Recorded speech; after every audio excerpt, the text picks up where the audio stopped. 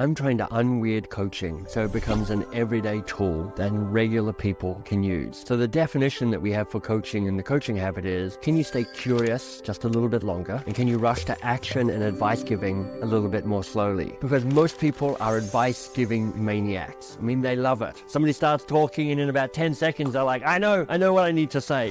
I think you gotta have a dream. The School of Greatness. Really?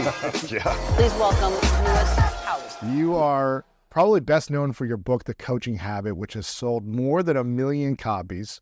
And you've also got a new book out called How to Work with Almost Anyone, which is about the 5 questions for building the best possible relationships. And I want to ask you first, why some people struggle with having deep, meaningful relationships in intimacy, personal relationships, and also in their career, versus people that just seem to be so charismatic, seem to be so present, connected, know exactly what to say, funny, interesting. What is the difference, and how can we be more magnetic? I know. How can we be more magnetic? That's such a great question. Well, some of it is inherent. Some people, I think, are just wired to go, I'm over there, I am with you, I am interested in you, I can make your eyes glitter, I can make my eyes shine as well, because I'm so excited around this. You know, this weekend I was with a mutual friend, Rory Vaden. He's like that. Yes. He's like, he comes up to you and I'm like, I didn't even know who he was. And he was like, I'm so excited to meet you. This is so great. And I'm like, I'm feeling great. I don't even know who you are, dude. And then we got to know him. And of course, you know him as well. Sure. So I think some people have this willingness to kind of go like, I love people and I'm out there. But for the introverts of the world. Right. And I'm kind of a little bit like that. I'm like, I have my moments, but there's one part of me is like, I don't like people all the time. I'm backing away from them. And I think there's 2 parts. Where would I go with this? I think there are people who go, I care about relationships. That's kind of where it almost starts, which is like, my life gets better through people. Work gets done through people. So how do I build relationships with people that allow me to kind of make that magic happen? And a philosopher, Martin Buber, said, look, there are 2 types of relationships. There are I-thou relationships and I-it relationships. I-thou. I-thou and I-it. I-it. I-thou is when you show up and you're present to that person. And you show up in your humanity and they show up in their humanity, and you can be just there for the messiness and the glory and the whole of it, the whole catastrophe as it's sometimes called. They're kind of like, I'm building that type of relationship. And I-it relationships are a little bit more on that kind of transactional, mechanical, I'm trying to get something from you here. And I think the world pulls you towards I-it relationships. We're all busy, we're all overwhelmed, we've all got stuff to do. We're all trying to get ahead. We've got our own ambitions. And I think the people who have a real magic are the ones that go, I'm just trying to build I-thou relationships with you. I'm trying to show you my heart. I'm trying to see your heart. I'm trying to make that level of connection without necessarily trying to prove anything, without necessarily trying to get anything, but just going, I'm trying to see you for the full human that you are. What's the question that makes the person asking the question more magnetic to the person receiving it, and also the person receiving it feeling like the most interesting person in the world? Yeah. I think there's probably a lot of questions that you can ask. It depends on the person, it depends on the time. But I think the secret is listening to the answer. There's this ability to kind of like ask a good question and then go, actually, I care about what you're saying. I'm not feeling the need to jump in or interrupt or add value or one-up you and tell you how I also went on vacation in Greece and I had an even better bottle of wine than you did. There's this ability to kind of say, be present to the like, tell me what your answer is to that. So I have different moments. I'm like, what are you up to? Is a really great question if I'm really interested in that, if it's not just a transaction. Sometimes I'm like, I want to go deeper. I'm like, what's the thing it's finally time to put down? What's the burden you've been carrying that it's finally time to put down? And, in Toronto, I will occasionally host these dinners. It'd be me and 2 other people, kind of slightly randomly selected. I mean, they're in my sphere of the world, but it's kind of serendipity who comes together. And I will bring 5 questions to the table. And they're like, each person gets to pick a question. and then they answer the question, and then the other two of us answer the question. And these are questions designed to kind of break us open a little bit, to kind of create vulnerability, to show us a bit of ourselves. And so we'll do one round of answering the question, and then the second person will pick from one of the 4 remaining questions, and then we'll go around. And that's a 3-hour dinner. That's it. That's all that it takes. Just to open the conversation. Because, it's like, what's the burden that's finally time to put down? Interesting. Big question. You can go really deep on that if you want. What's the crossroad you're at? What's the hard lesson that you keep having to learn? How much is enough? I mean, these are all endlessly big questions that you can sit and wrestle with. I mean, if I'd asked you 10 years ago how much is enough, you'd have had an answer. Right. And it would have been really interesting, and I would have sat there and gone, that is interesting. Right. And if I sit down with you now and I go, well, Lewis, now everything's changed. You've got books, you've got podcasts, everything's shifted. Like it's 10 years since you started your business. But now, how much is enough? What are you hungry for now? Because who you are in this world and what success is to you in the world, that's shifted and shifts for everybody. So I love having a range of different questions because, there are some times where if I'm sitting at a dinner party and I'm like, what's the burden it's finally time to put down? The person's like, who am I sitting next to? Right. I'm just here for chit chat. I just want to talk about the Oscars. Surface level. I just want to talk about the Oscars and the sports on the weekend and the commute and the weather. That's funny. And I think you can, a question I ask myself at the end of a day is, what was the best thing about today? So that's a great question to ask people. It's like, what was the best thing about today? Because what you're inviting is a story. And what you're inviting is like, tell me something I don't know. Tell me something that lights you up. Like, if you can get to ask a question and then listen and you see their eyes sparkle a little bit, what you've got there is an I-thou relationship in potentially. I-thou, yeah. It's interesting. You sparked a video I saw recently of Jim Carrey. Yeah. I think it was a year-old video. It was of him saying that he's retiring from acting. Right. And he was doing an interview talking about this, and he said, I think I'm done after this last movie. And the interviewer was like, you're joking, right? He's like, no, I think I'm done. And I'm going to tell you something that I don't think any celebrity would say. I've done enough. I have enough. I am enough. I know. I just get chills when I hear that, right? And I was thinking to myself, yeah.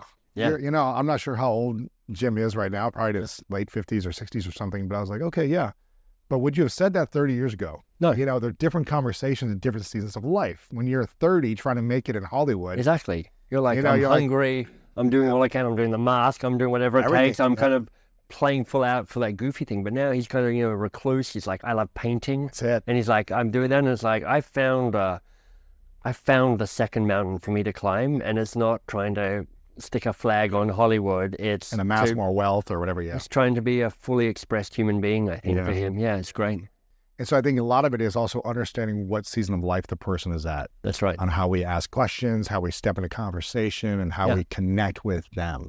And also, because, so much of what you're about is how do I be of service? That's kind of what I sense is at the heart of this. And I'm like, so what's the question that's of service to them? Part of the success of the Coaching Habit book is, a question like, what's the real challenge here for you? That's one of the questions there, and it's kind of the one that really resonates with people because it's got two things to it. The first is it says, let's help figure out what the real thing is we've got to fix, because so much in our lives we're busy solving the wrong problem. We get seduced into thinking that the first thing somebody says is the real answer. It's like it almost never is. Right. It's just their first answer. It's not the real answer. So it's like, what's the real challenge? Can you here? give an example of what people might say?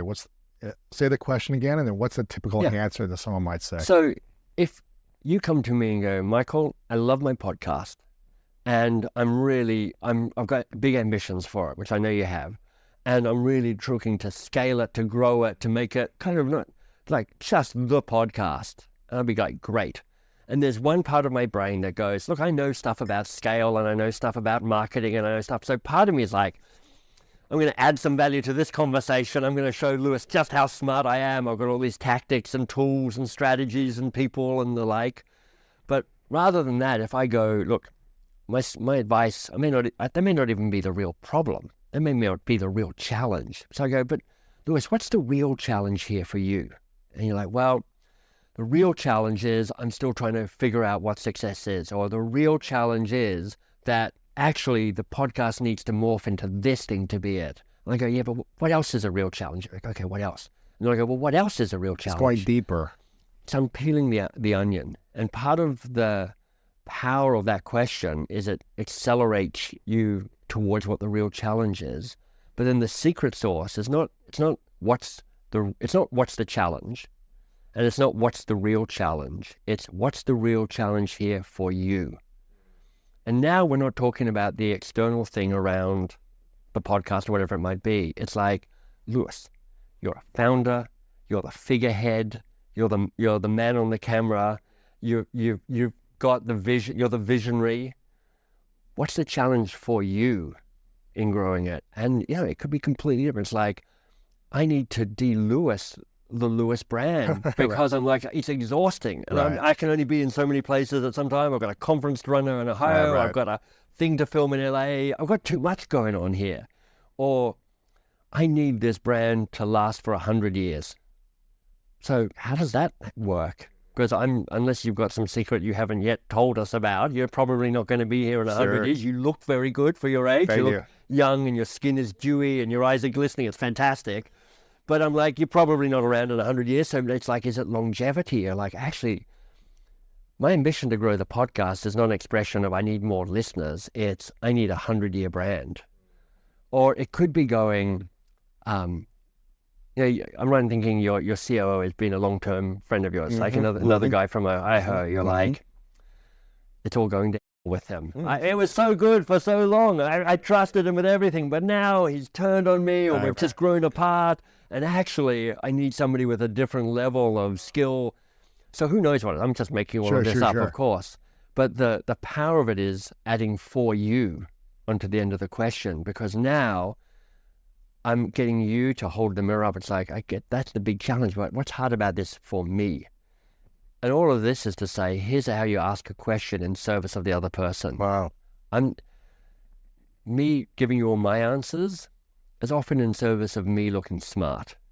Sure, I'm trying to add value and help, but because I want you to think I'm a really great guest and you want to invite me back, and you think this is even smarter than Simon Sinek, who I was talking to earlier today, and Simon Sinek's a smart guy. Yeah.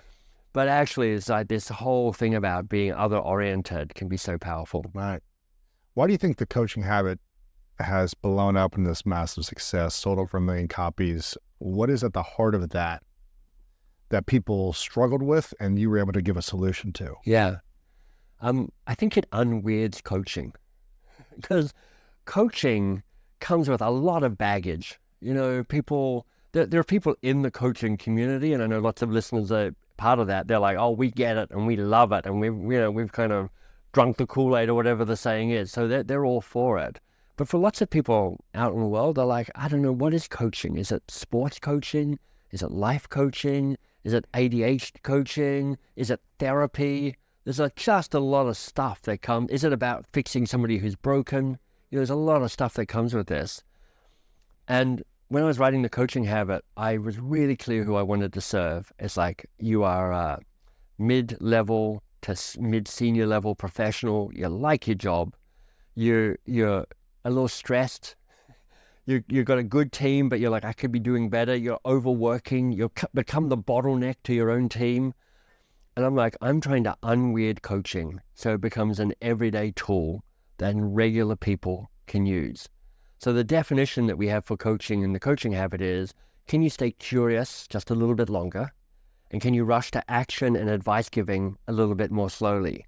Because most people are advice giving maniacs. I mean, they love it. Somebody starts talking, and in about 10 seconds, they're like, I know what I need to say. Why is that the wrong approach in building magnetic connections, relationships, deeper relationships, by giving advice to someone when they come to you with a problem? Oh, that's such a Whether good question. Whether it be in your career or an intimate relationship. Yeah, that's such a good question.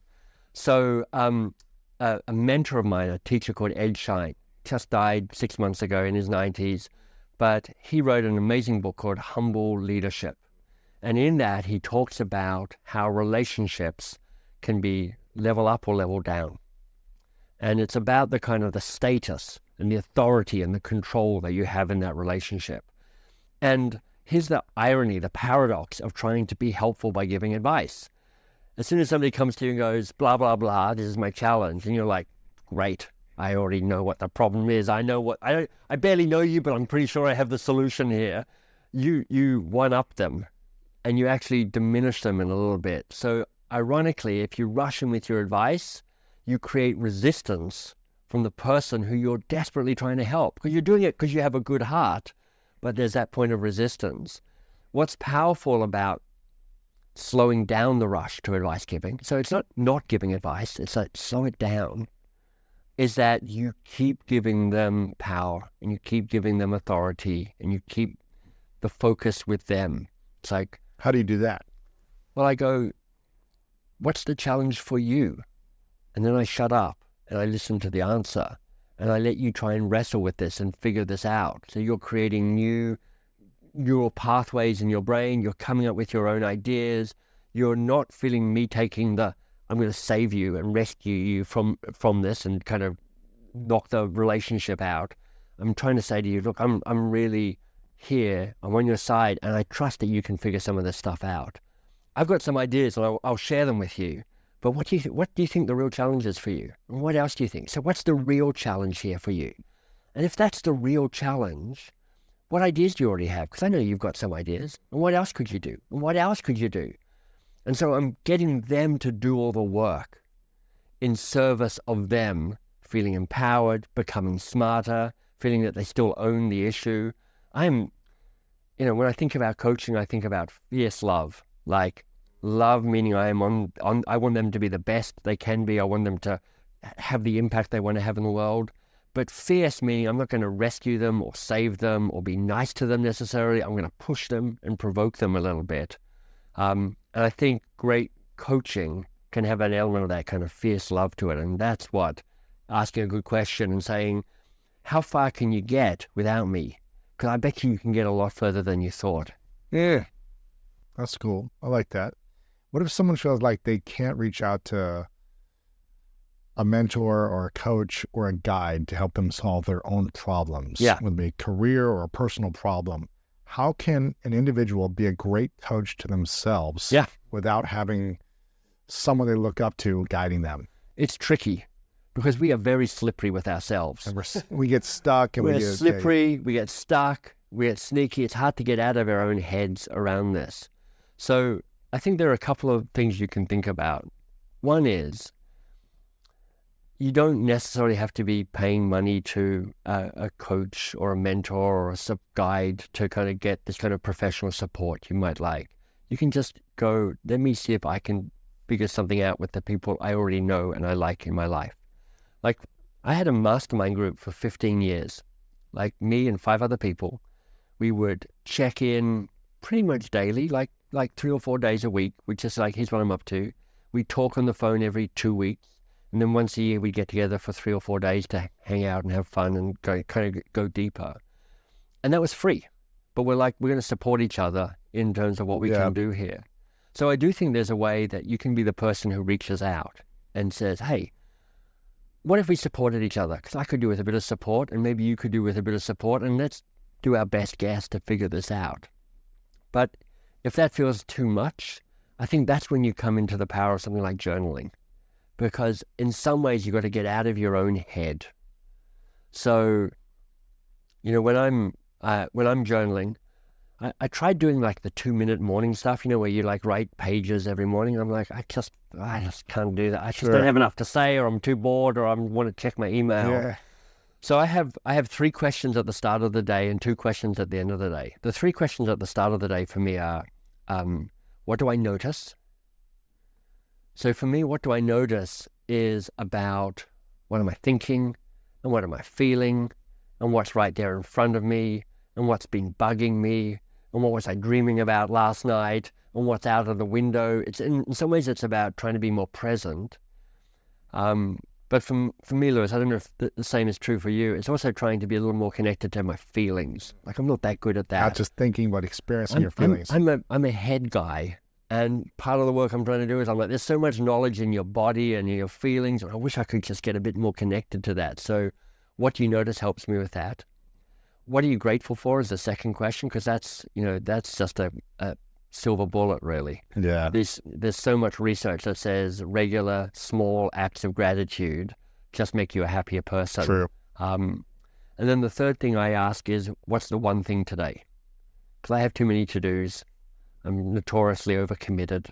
And I'm like, if I can only do one thing, what's the one thing? So I don't finish the day. I've done 48 of my tasks, just not the 2 ones that I had to do. Right. And then at the It's end of the the eat the frog concept. yeah, right? eat the frog concept. You got it. And then at the end of the day, I go, what was best about today? Sometimes that helps me figure out what progress I've made. So, Teresa Amabile, Harvard business professor, she's like, people get happy by making small progress on stuff that matters. And I'm like, but sometimes sometimes it's not about progress. Sometimes it's like, just what was the thing I most want to be grateful for and think was the best about the day? And then the fifth question for me at the end of the day is, who do I want to reach out to tomorrow? Because not only is there all sorts of research about an increase in loneliness in America and in Canada and across the world, but I feel lonely. I feel a bit isolated. I'm like, I know lots of good people, and I'm not naturally wired to be reaching out to them. So who do I want to reach out to keep being the person who says, let's connect. Let's build those I-thou relationships. Let me be still present in your life. I like those questions. So these are 5 questions, 3 in the morning, 2 at night to ask yourself, to be more present, to be more connected to who you are, what you're up to in life. So the I-thou relationships is about service and relationship with others, right? It's kind of like showing up fully. So I have a sense of who you are. You're present with me. I'm not just getting the mask. Yeah. I've got the mask off. And even if I've got a mask on, I'm like, I know the mask you're wearing, and I have a sense of what's behind that mask. Because, you take off one mask and there's another more subtle mask. Yeah. There's masks all the way down in some ways, but it's like you're getting close to putting aside that. You're not trying to necessarily kind of prove status with each other, kind of one up each other, but you're just like, I'm seeing the best of you, and I'm doing the best I can to bring out the best of you, and you're doing the same for me. That's the magic. Yeah, that's beautiful. And how does the coaching habit support with I-thou relationships? Yeah. This is what I love about this question, Lewis, is it gets to the thing that I mostly don't talk about with the coaching habit, which is kind of the way it disrupts hierarchy and it disrupts power.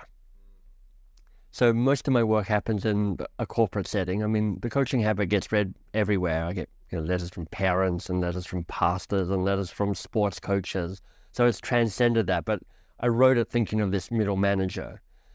And organizations have a way of just setting people up in hierarchy with each other, which is inherently an I-it relationship. Yes. And if you're the boss and somebody comes to you with a problem, lots of us go, my job is to have the answer, which freaks bosses out because they're like, there's so much going on. I don't know the answer. I barely know the answers to the stuff that I'm responsible for, yet alone the answers for the stuff you're responsible for. Right. But they're like, this is how I help. This is how I prove value. This is how I prove my authority. And what you're doing in answering a question is you're handing the humanity back to that person, saying, look, I'm going to raise your status and raise your authority and give you the autonomy, the competence and the confidence and the self-sufficiency to figure this stuff out itself. And in doing that, you're really saying, I'm giving you your full humanity. I'm not taking it away from you. Right. And I think in that moment, you have this opportunity to be human to human as you work together rather than boss to subordinate. Interesting. Yeah. And what are the main questions that every coach should use to effectively empower the person they're communicating with and build a deeper relationship? Well, in the coaching habit, there are 7 good questions. I mean, there are 5 different questions in this new book, but in the coaching habit, there are 7 good questions. So I can give you a taste of those. Yes. The first, the bookends, question 1, question 7. So if people are listening and they're like, I'd quite like to be more coach-like, stay curious longer, but how do I start? It's like, I'm sure I could do it if I got going, but I'm not quite sure what the first thing is. The kickstart question is, what's on your mind? And what's really powerful about that is it's not what's on the agenda, and it's not what do we always talk about, and it's not here's what I want to talk about. It says, what's on your mind? What are you excited about or worried about or nervous about, or just feel like it's like, this is the thing I've got to talk about. So it's this act of giving and sharing of authority and autonomy. And the final question in the series, so if this is the bookends, how to start and how to finish, is the learning question is, what was most useful or most valuable here for you? In this conversation. In this conversation. And I do this, I was just speaking at a group of, in front of 500 people yesterday, and at the end of this session, I'm like, turn to the person next to you and like, what was most useful and most valuable for you? And what's amazing is, it's never really what I think. And again, it's when you ask this question, you get three gifts. One is you help them name the thing that they're taking away, and they may have missed it otherwise. So they're actually going, okay, I'm actually articulating what was most useful, and when they do that, neurons fire and people remember the stuff. Yeah. Secondly, and here's the gift, you get to hear what was most useful and most valuable. And sometimes it's different from what you were thinking. And sometimes you're thinking, that wasn't valuable at all, that conversation. I was just jazz-handing my way through the whole thing. But they're like, no, actually, this is what really landed. And that might be powerful for one group, but not for a different group. That's right. And, when I was speaking to these 500 people, and I was like, so tell me some of the things that landed. I'm like, 10 different people, 10 different things they took away from the session with me. And then what's also manipulative, but in a good way, is that you're not saying, was this a useful conversation? You're saying, what was most useful about this conversation? So you are framing this conversation as a useful, valuable conversation, which makes them find it more useful and valuable, which makes them find you more useful and valuable, which strengthens the relationship. Interesting. Yeah. And what is the difference between a keystone conversation versus a normal conversation? Yeah. So this is the heart of this new book, which is like, okay, so we're trying to, our working relationships have such a big impact on our happiness and our success. Yeah, it's true. Like, spend a lot of time at work. You spend a lot of time at work. And if you take a moment and you think to like one of the hardest working relationships you've had, it's a real struggle. It was a bit miserable for you. And you think of the back and forth of what happened, and then you think of the impact it had on you. It's significant. Like Nice. you hear people talk about it. It's like, I felt distrusted. I opted out. I shrunk. I lost my confidence. I quit my job. Basically, a bad working relationship will shrink you and diminish you. And then when you flip it and you go, tell me about a great working relationship, one where you felt seen and heard, maybe an I-thou relationship, and you go back to that moment and you imagine the give and the take, and you go, and what impact did that have on you and your work? They're like, expansive. I felt bigger. Yes. I felt bolder. I felt braver. I took more risks. I brought more of myself. I brought my genius to the table. So it can have such a big difference. And most people go, I'll just cross my fingers and hope for the best. Right. I'm like, I hope I get lucky. And I hope we can figure it out as we go along and it doesn't get too messy. They're not setting an intention. So the keystone conversation. Preparing for the conversation. Keystone conversation is setting an intention. And it is this. Have a conversation about how we work together before you plunge into the conversation about what you're working on. And it's hard because we are wired to want to talk about the stuff that needs to get done because it's there and it's urgent and it's exciting and it's bright and it's important and it's critical. So we're like, let's just get into it. But if you go, look, let's stop and go, hey, how will we actually work together before we get into it? I mean, before we started filming here, I was like, so Lewis, tell me, you had a really great podcast guest. What happened? What did they do? What did you do? What should I know from that? And when you've had one that, I'm sure you haven't had a bad podcast guest, but one that was like slightly lower rated, didn't quite have the magic, what happened? What was the difference there? And what we're doing is we're creating a contract between like I want this to be a really great podcast for you and for everybody watching. I'm like, I want them to go, that was amazing. And you want that too, because you're like, I want all of my episodes to be brilliant. And I'm like, so let's not talk about the content. Let's talk about how you and I are together. That will bring that, because work happens through people. And so let's you and me get aligned as to don't do this and do that and be like this and don't be like that. Like when I talk to your team, because I ask them the same questions as well. Like, so what makes a really good guest? They're like, the thing that you and they have always said is like, well, the more authentic you can be, the better. That's really helpful. There's a sense of kind of vulnerability and sharing and service. And I'm like, great, because at my best, I think that's how I try and show up. But that was really helpful to give me full permission around that. Whereas other people, I'm like, keep it tidy, keep it neat. Right. Give me the sound bites, no long sentences, no random stories, no waving your hands around. And I'm like, okay, I can do that as well. Sure. But I'm like, I think I understood the rules, so now I'm trying to allow myself to be the best version of myself I can be, for my sake and for your sake and for everybody's sake. Right. So it's really preparing before, asking the questions before the keystone conversation, correct? Well, the keystone conversation is like, here's 5 questions that can help you have a conversation about how you work well together. Oh, got you. So, okay, cool. Because it's one thing to say you should talk about how you work together before you jump into what you're working on. But most people then go, well, okay, I buy that, but how do I do that? It's like, I've never done that before. And I'm like, well, here are some questions that can help. Sure. Yeah. And I love this when you're like, if you're in an intimate relationship, Yeah.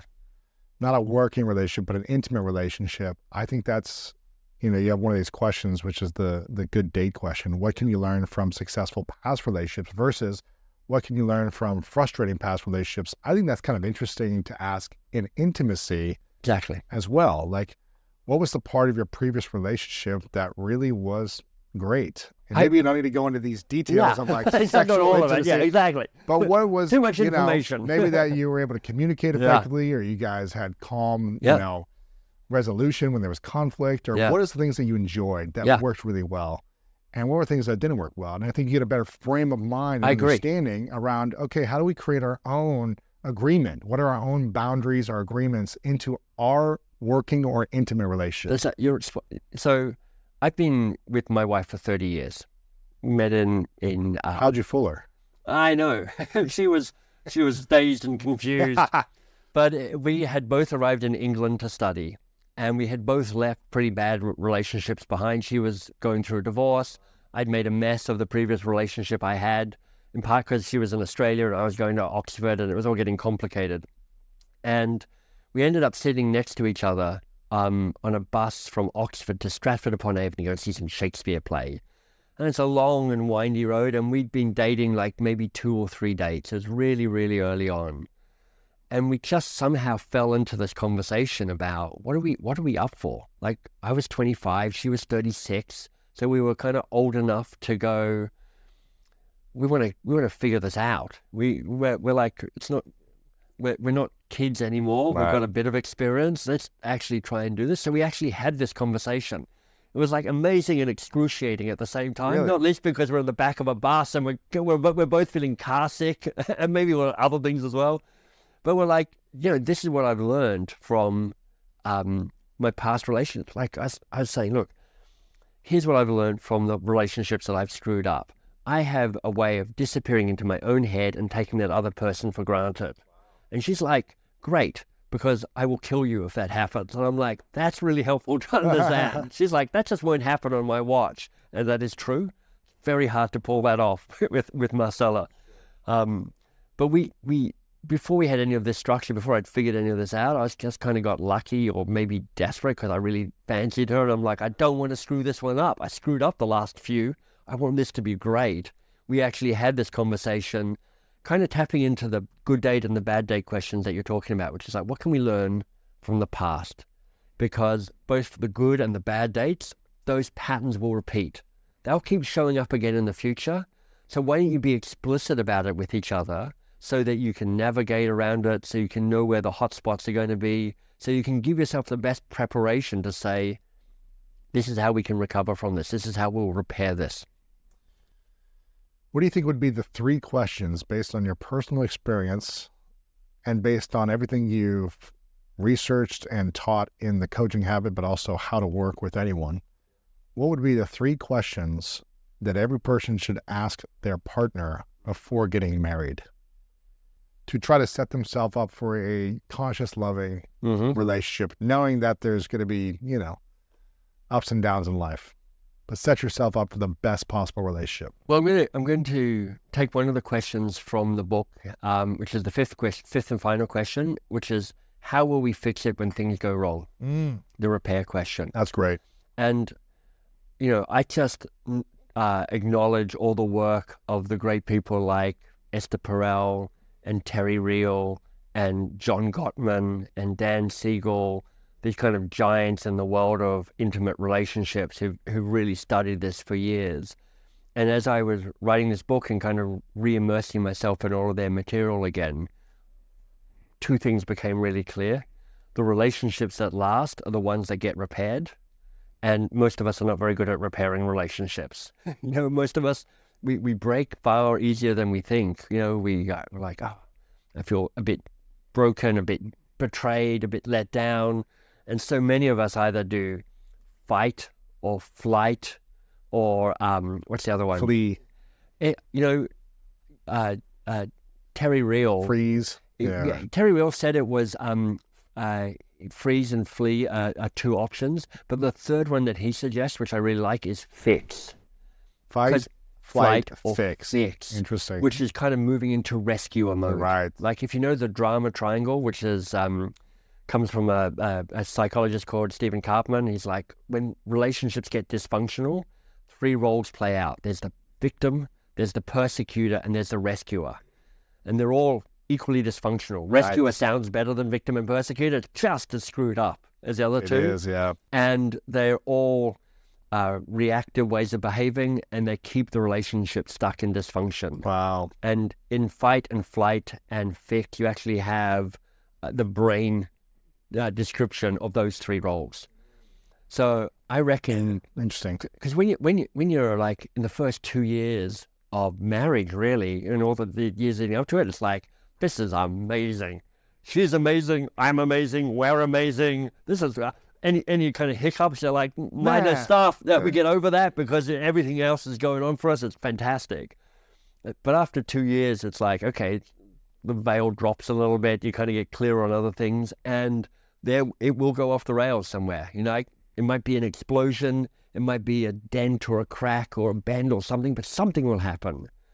So I would say, I wish I'd asked this question because I didn't. How will we fix it when things go wrong? How will we fight?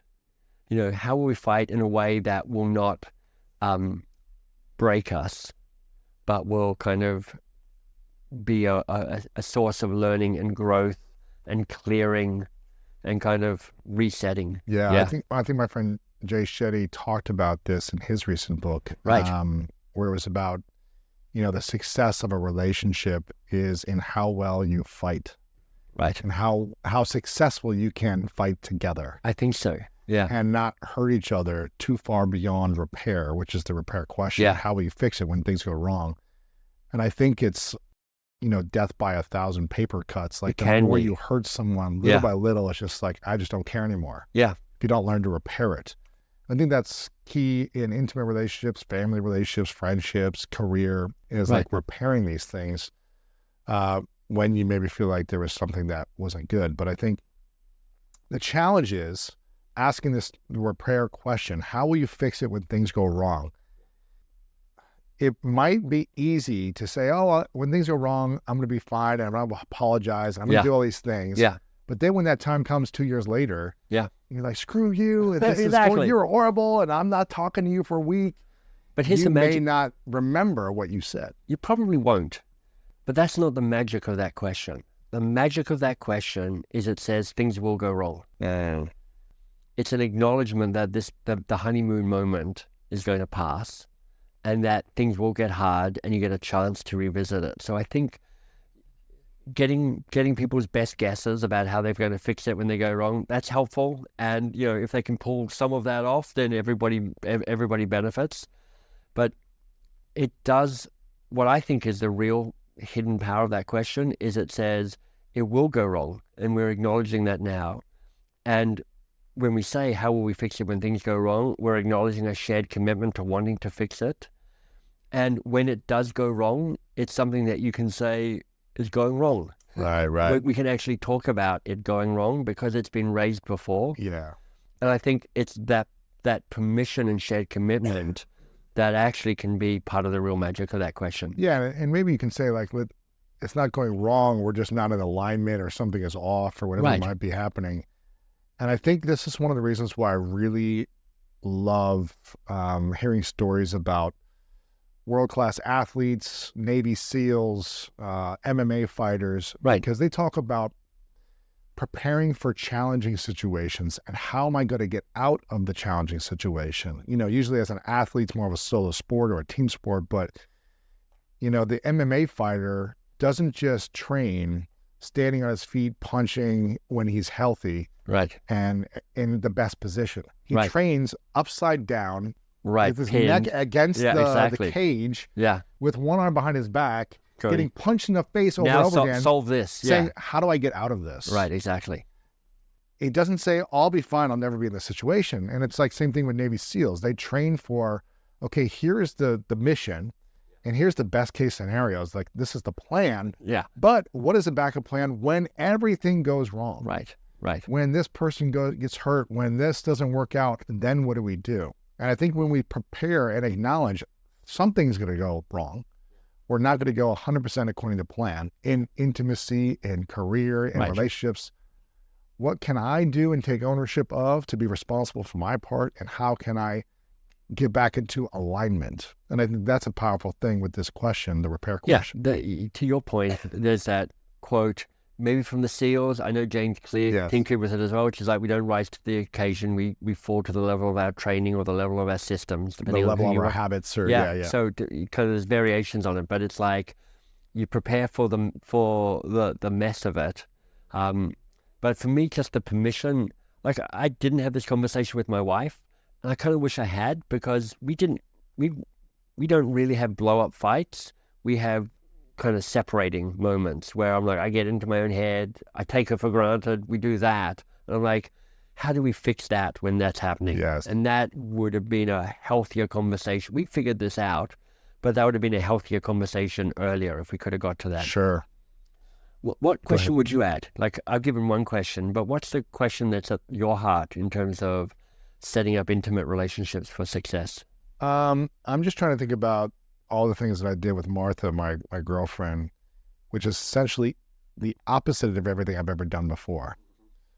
The thing, and listen, we're 2 years in, so I'm not 30-year marriage, so I'm sharing that information because people might say, well, wait till 5 years, wait till 10 years, all these things. But the thing that really made me say, oh, this is my partner, right? And I can really feel safe emotionally, spiritually, physically safe with this person.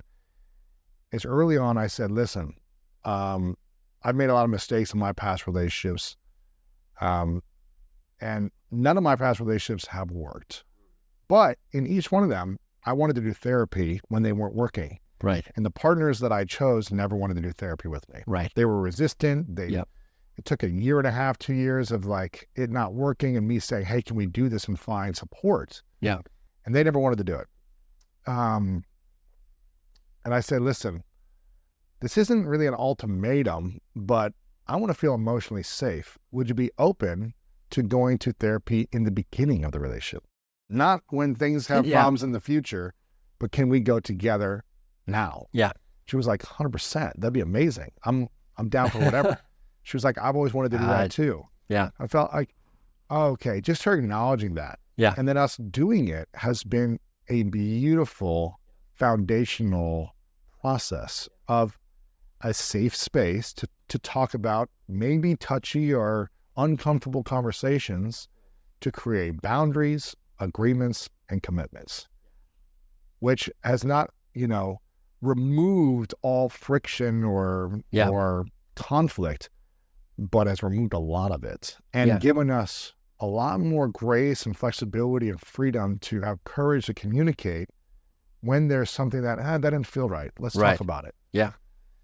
And that was a beautiful thing, just asking that question. So I don't know what that question is. It's not the therapy question, but it's more like, hey, are you open to having outside support and having these conversations? Yeah, it's really powerful. Needed. And so for me, that was a beautiful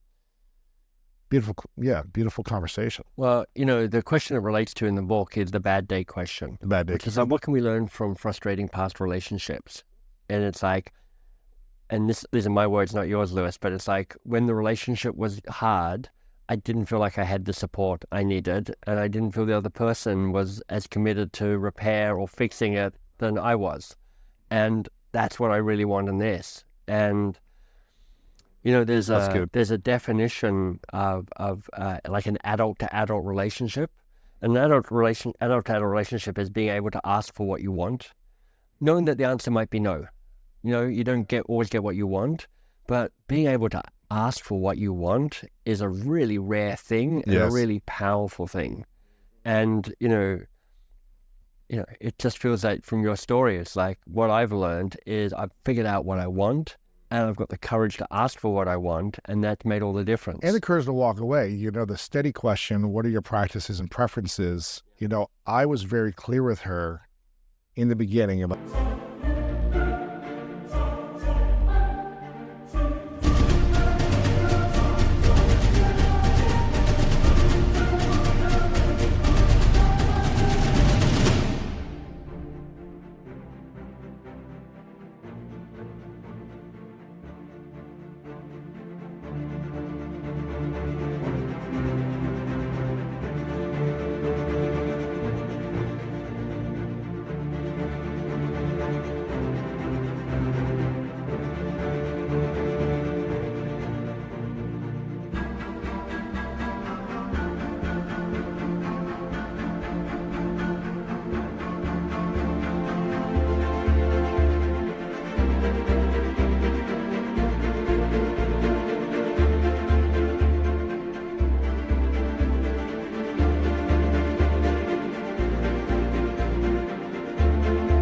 us dating, really in the first couple days of meeting each other, I said, this is who I am. Right. This is my vision. This is where I'm heading. Yeah. This is what I will be doing, and this is what I will not be doing. Yeah. And I will not be living this type of relationship or this type of life. Yeah. If you want to put me into some stereotypical box of certain relationships, that's not me. Yeah. That doesn't mean I'm going to be, out of alignment with a monogamous relationship, but I'm a driven human being. Yeah. I'm running this business. I've got a vision that is going to take a certain amount of energy and effort. Right. And she asked me a question early on, which essentially is, what are your preferences questions? She said, what are your priorities? Yeah. And I had never had the courage before to fully be own honest that. with my priorities. Yeah. Now, this may evolve over time and anything else, but I said, listen, no woman wants to hear what I'm going to tell you. Are you sure you want the answer? Right. Are you sure you want the truth? Right? It's kind of like my Tom Cruise moment. You can't handle the truth, right? And I said, are you sure you want me to tell you the truth? She said, yes. Yeah. And I said, I don't think you're going to want to hang out with me after you hear this. Right. Because no one in the past was able to handle it, was able to receive it. Right. And so she said, yes. And I said, okay, well, it's been good knowing you, but here are my priorities. Good for you. I said a brave moment. Right. And I was like, but I wasn't willing to abandon myself anymore, which is what I had always done. I'd abandon to make someone else feel okay or safe or secure or whatever, as opposed to just, this is who I am. And maybe that means we're not the right fit for each other. Right. We're not the right match for this type of relationship. Yeah, but let me show you my cards. Yeah. And let's see how this goes. But I always lacked that emotional courage because I was afraid of hurting people. Right. And I said, my priorities, my number one priority is my health. And no woman wants to hear that they're not the number one priority in a relationship with an intimate partner, really. Yeah. They don't like that. Most of them, at least. And I said, my number two priority is not you or the relationship either. And no one wants to hear they're not number one or number two. Right. At least number two, yeah, right? Exactly. At least give me a silver medal, man. Exactly. No, I said, my intimate relationship will be my third priority. Now, let me give context, because I need my health to be a top priority so that I have more energy, focus, and value to you and to my second It's priority. that kind of foundational thing that allows everything else to be Exactly. built, relationships and business. And to my second priority, which is my vision, my mission to serve people. Yeah. And if you hold me back from my health and I feel unhealthy, I'm not going to be good for you. If you hold me back from my purpose and you try to deter me from that, I'm going to be resentful, frustrated, like antsy. But if you are in alignment that these are my top two priorities, you're going to feel like the number one priority. Well, that's nice. And so it's creating that context and conversation, just setting the stage and just being like, you can never pull me away from these things unless there's some emergency or whatever, but it can't be this, I don't want you going to the gym. I don't want you working on your mission. I don't want you, I need you here with me more. And I was like, I'm not that guy. Yeah. Maybe in 10 years, that'll change, and I will be. Well, But right now, I'm not.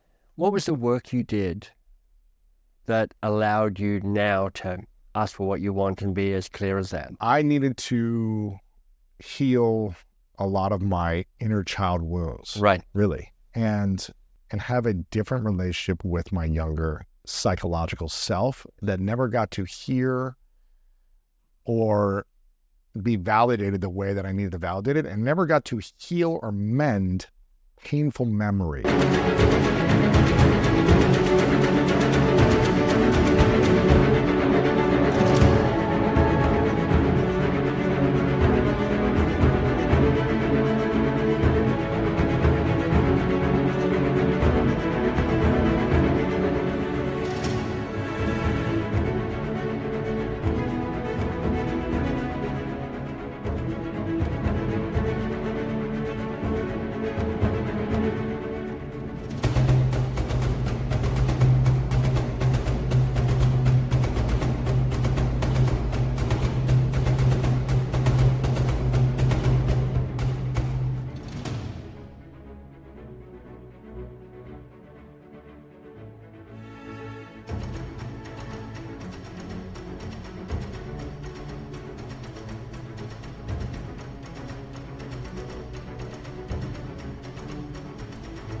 So it wasn't until I was able to mend the memories of the past and create new meaning around them and create a sense of connection and an intimate relationship with my painful wounds of repair.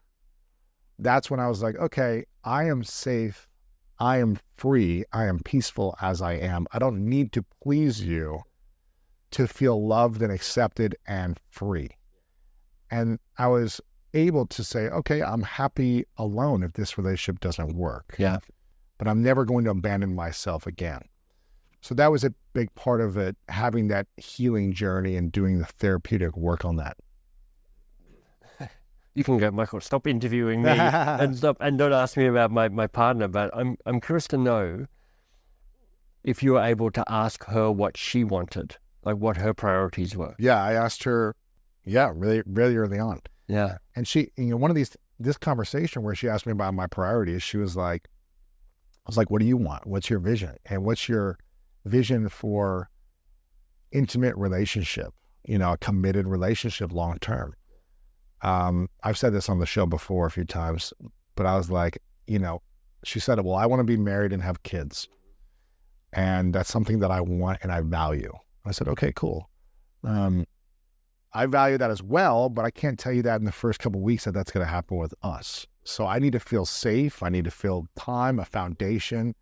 So if you're cool with that, knowing that maybe. It's a maybe, yeah. But everything has to work out for me to feel like a yes. I can't commit right now. Yeah. And another thing was also, I said, I'm not going to be sharing things with what I think is not the role and responsibility that I want when we have kids. Right. And this is the type of, partner that I will be and father that I will be. Now, maybe all this changes. Yeah. And maybe when I have kids and all these things, my role and responsibility, I'll be more flexible or I'll change or whatever. But I'm telling you, this is where I'm going to be. This is what I will do really well. And this is what I'm not going to do. I'm not going to do these roles and responsibilities as a father. Now I'm going to be fully present, fully committed, fully in all these things, but I'm just not going to do certain things that maybe is in society looked at as what's supposed to happen. I hear. Yeah. And if you're cool with that, then I feel more seen, safe, and valued. Yeah. Yeah. And she was like, 100% I'm cool with that. You know, it works for me. So it's just being clear about the future. Yeah. And really having conversations about money, you know, intimacy, kids, all these different things early on, and not guessing that they were thinking something. Right. Because it's so easy to make up what they believe. Yes. Like you kind of piece No idea. together clues. No you idea. kind of have your own confirmation bias. You have your own secret hopes and wishes, which you then project onto them. Yeah. And mostly you're like, you just don't know. Yeah. Like one of the great surprises to me, and that has been kind of foundational to our relationship with me and Marcella working, is that like I like the spotlight. Like I like the spotlight. Yeah. I like performing. I like being a leader. I like having a vision. Uh-huh. She really doesn't like that, but she loves playing the support role. And what that meant is that it helped us negotiate kind of our careers about how we would manage that together. And rather than me going, oh, I feel bad about this because I'm probably stepping on her toes, Yeah, and I probably exactly. need to shrink to allow her to have space. We're like, no, we just figured it out. That I'm like, this is my job, is to be the visionary and to try and change the world and kind of. Yes. That's a big area of conflict for, I think, couples where, you know, if you don't feel like you can fully be who you're meant to be, or if someone's resentful of your success. I had that in a lot of previous relationships where I felt like I would share something I was working on and really excited about, and it was almost like they'd get sad because they weren't doing that for themselves. So John Gottman, who I mentioned earlier on, who wrote a fantastic book about the secrets of successful marriage.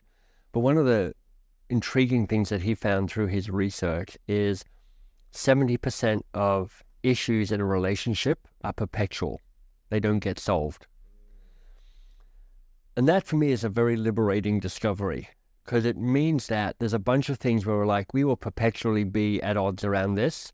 So what we're now doing is we're learning how to navigate our different points of view and our different ways of working around that. So that helps me figure out how to manage the 70% that are perpetual. They're never going to change. But it says 30% of issues within a relationship are solvable and resolvable and evolvable. And there's ability to work on that. So I get freedom from both of those things, which is like, it's kind of like that circle about what can you control and what can you influence. You're like, I can't control or influence these, but I can kind of figure out how to dance together around the stuff we're never going to agree on. Like for my wife and I, I'm like, she's a talker. She loves to talk. She loves to share that. I'm terrible at that, which surprises everybody because they know me as a kind of talker, but I'm like at home. She's like, what are you thinking? I'm like, oh, what am I thinking? She's like, what happened today? I'm like, oh, what did happen today? Oh, it's in LA. Oh, it's with Lewis. Yeah, it's like, I'll remember that. And I'm like, I don't think that's going to change. So we have our language and we have our humor and we have our way of dealing with that. When I do my best to tell her stuff and she does her best not to grill me. And then we can, the 30% of stuff we can really kind of dig into and go, let's make this better because we're both committed to a great long-term relationship. I'm curious, what do you think are the 4 or 5 key habits of magnetic individuals who can communicate clearly and get incredible results from conversations and relationships, whether they're introverted or extroverted? What are those 4 key habits that make them magnetic and enrolling and captivating to get things done? Yeah. No matter what personality type they have. I think one of the key habits, and we've talked about this already, is knowing what you want. Knowing what you want to ask for. And that immediately makes you quite different from other people, because a lot of people are like, they're in a conversation and they're communicating, but I'm like, but what's the point? And if you can get really clear on the request you have and the hope you have as an outcome, that is an extremely charismatic and powerful place to stand. And how would you set that up? Is that like the intention behind it or saying it right away? Is it like knowing what you want in your mind but not saying it, or saying this is what I want? The hard work is to know what you want. Then you negotiate and you navigate the moment in front of you and the person. Like you've got to play the person, not just the cards in your hand. What's helpful for me is to tease apart in any conversation, not just what do I want, but what are the facts and what is the feelings and what are the interpretation of the facts. And I think people who are charismatic in how they communicate often have an ability of not getting all of that sort of stuff squished together, which is what happens to most of us. So I know that for me to be in conversation with you, and if I'm trying to move something forward or change something, it's really helpful for me to know the data and the facts of the situation. What's amazing is that there's almost always very little data. Most of what we're experiencing about a situation is this combination of our feelings and our judgments. And most of what knocks us off of being magnetic and being charismatic and kind of being compelling like that is the fuzziness of some of our judgments and our feelings in terms of actually how we then communicate. So I'm always going, okay, what are the facts? I need to know those. What feeling and judgment combination is most powerful for me to express that serves me and them and the situation? Because a lot of my judgments aren't that helpful. Often my judgments are like, we're a loser, this is a disaster, why am I here? I should never have signed up for this is going south, this is never going to get anywhere. I mean, all of that sort of negative self-talk going on. But if I'm like, giving somebody feedback perhaps, I'm like, look, I'm frustrated because I'm not sure you understand how important this is. That's a feeling and judgment combination, really helpful. Particularly then I go, so here's what I want. Like, I'm sad because it feels like we're stuck and I'm not quite sure how we're going to get out of this. So what I want is for us to go see a therapist together to get support to work through this sort of stuff. And this idea of going, how do you learn how to add the depth of feeling and emotion to owning your judgments, to asking for what you want, can be a really compelling way of actually communicating in a way that feels magnetic and authentic and grounded and human. Wow. Okay. What's the next habit? Some of this is self-management, and this got taught to me by a friend of mine called Mark Bowden. He runs a company called Truth Plane. He's a fantastic TEDx talk on this as well.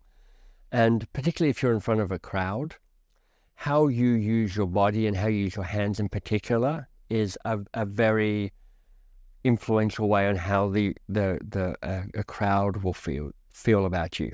So the language he gives me is, be the strongest signal in the room, because the crowd will respond to the strongest signal in the room. They will feel what you feel. They will be who you want to be. So I'm like, great, so how do I want my audience to feel? And, often for me, I want them to feel encouraged and to feel loved and feel awesome and feel light, like a playfulness. So I'm thinking about that in terms of what I am bringing to my presence. And then what Mark taught me was these 3 different positions you can use to communicate. And it's about where you put your hands, particularly in front of a stage. And the critical one is the truth plane. And he calls that, it's like, keep your hands at your belly button level. Because actually that is the most vulnerable expression you can have, because you're basically saying, look at me, this is my weak spot. My belly's my weak spot. I'm showing it to you. And this is because the body leads the brain. So the body goes, if you're showing him your most vulnerable spot, you must feel safe and you must feel confident and you must feel relaxed. And that makes you feel safe and confident and relaxed. And because you're the strongest signal in the room, the audience feels safe and confident and relaxed. And then if I want to shift the energy in the room, I'll just lift my hands up. So you can see that just by going like this, even though I haven't changed the content at all, actually the experience has actually shifted a little bit. And if I really want to make a point, I'll lift my hands right up here, and everyone's like, I don't know why I'm feeling so good right now, but for some reason I'm feeling good right here. I'm like, I'm just saying the same stuff, but I've just lifted my hands up. But now I'm down here, suddenly we've become a little more intimate and a little more vulnerable and a little more human around that. So for me, this is stagecraft, which is like in these subtle ways, you prime an audience to respond to the strongest signal in the room, which means you have to get your signal clear, which means you have to have an intention about how you want the audience to feel, and you have to have the movement on stage to actually reflect that. That's a good idea, yeah. And then there's a third thing I might add. So there's something really powerful about priming. So just like, see how you're nodding your head right there? That's a classic priming move. So if I go, Lewis, look, I'm about to tell you something here and you're going to really love this. What's happening is you're nodding your head. People at home are nodding their head as well. And they're like, why am I doing this? I already love this. And he hasn't even told me. And there's a way that you can use language to help your audience understand and appreciate what's about to happen. How? This is going to be fantastic. I think you're going to really like what I'm about to tell you now. That's it. That's me priming. The audience doesn't even hear it, but I'm just giving them a chance to get their brain to be ready and to hear it in an open-hearted, open-minded way. Sure. It's like, this might be the best thing I've got to tell you all day. Right. This second thing is going to be fantastic. What is it? This second thing is going to be fantastic.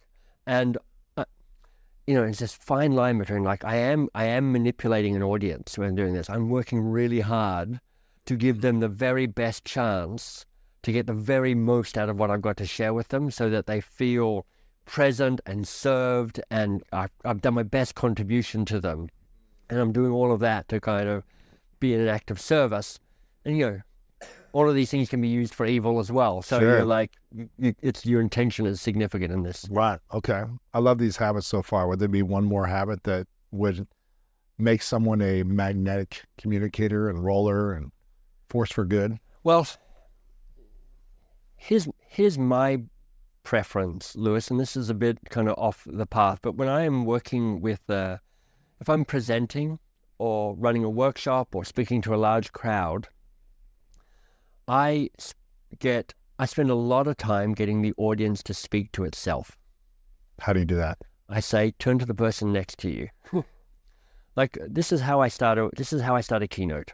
I'm like, I ask them some check-in questions. I go, first of all, on a scale of 1 to 7, how active do you plan to be with me over the next 90 minutes? And they're like, oh. And I'm like, I don't mind what number you choose. You can choose. You're an adult. I'm not bullying you into a 7. But like, 1 is, I'm right at the back. I'm planning on having a nap. I'm hoping to get my pulse rate down into the low 30s. I didn't even want to be here. 7 is like, I'm stoked to be here. I'm so excited. This is the talk I've been hearing. Like, fantastic. And then my second question is, like, score of 1 to 7. How much risk are you willing to take with me over the next 90 minutes? I don't mind what it is. You choose. But 1 is no risk at all. I'm hoping to think nothing new, learn nothing new, meet anybody new. I'm hoping this whole thing doesn't affect me at all.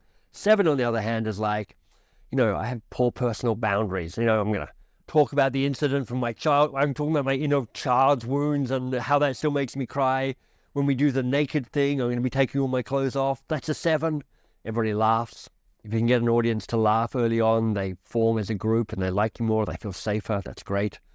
And then the third question I ask is, on a scale of 1 to 7, how much do you care about the experience of the other people in the room with you here? 1 is, I hate these people. This is a nightmare. I'm at this greatness conference and I'm trapped. I don't even like any of these people. I thought this was an automobile conference. I don't know what I'm doing here. 7, on the other hand, is like, I love these people. These are my people. I'll do what I can to contribute to the group. So I'm inviting people to show up. In some ways, it's a version of how to work with almost anyone, which is like, let's have a conversation about how we be together before we get into the work. That's cool. And I'm priming them to kind of go, look, I'm making a decision on how I'm showing up. I'm making a decision on how much risk I'm taking. I'm making a decision about how I contribute, because they hadn't really thought of it before they sat down. They were just there because it said, be in this room at 9 o'clock for the opening keynote. And they're kind of in passive recipient mode. Yeah. And then I'm like, now get up and go and find a partner. And I'll often ask 1 or 2 questions. It's like, talk about the high point of the week for you. Person with the longest hair goes first. Give them really kind of certainty about who goes first. And the buzz in the room lifts because everyone's talking about a high point. It's an I-thou conversation right there. And so far, I've taught no content. We're now 10 to 15 minutes into a 90-minute speech. So I've given up a lot of time. But you've built connection. But I've built connection. I've given the audience autonomy. I've given them a sense of being seen and heard. They've often met somebody new that they haven't met before. And they think I'm brilliant. And you haven't done anything.